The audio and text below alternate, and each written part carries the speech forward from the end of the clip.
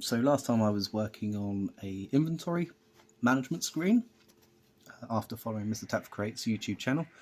There's quite a few tutorials I need to still follow, but I've definitely made some progress. Now I don't have, unlike the pause menu where if I click on escape, if I click on escape, it brings up a pause menu and it actually pauses the action within the game. That doesn't happen with the inventory panel. I haven't got the function in there yet for a button press, like you press, like, I don't know, tab or whatever you press for PC games to bring up the inventory screen. I haven't got that, so I need to manually go into the inspector in Unity to actually turn it on. Now, I actually have a lot more items now, so I've got this, you'll notice that the artwork is slightly different because these 3 assets for the green magic bottle and the red bottle and whatever, and the sword, come from a different asset file which I found on itch.io, which is a godsend for free assets for games. These ones are like, there was thousands of like fucking items. So here we go. We got a cool little sword, box standard sword, not too long, not too broad, but it's definitely a fine instrument for murder. Yeah, as with all the stuff I make, it's pretty tongue-in-cheek and doesn't really take itself too seriously. Apart from that Hitler killing thing that time travel novel that I wrote. Bow, we've got like, it's a bow typically fired by female elves that don't wear much, which is obviously a reference to everything, I guess.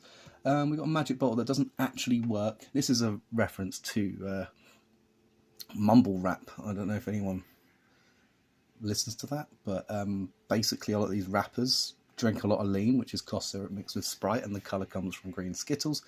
And I've got this one here where there's a little bit of a spelling error. The colour comes from cochineal insects. Don't know what that is. I looked online. That's where we get a lot of red food colouring from, by the way. But the active ingredients do have health benefits, so there you go. Now, if I come out of this, not come out of this, but and then go over to fire, which, now I only made this fire as a little reference to Dark Souls, but it's actually really handy because instead of me having to go and aggro a enemy to hurt me, just go over to the fucking fire and burn myself. There you go. And now if I go to the inventory screen, click on the health bottle, it fills it up. It actually works, which is really, really cool. The magic one doesn't work because the way that magic is set up in this game is different from the health system. Unfortunately, in the health reaction and the magic reaction, they're pretty much the same script, just slight differences.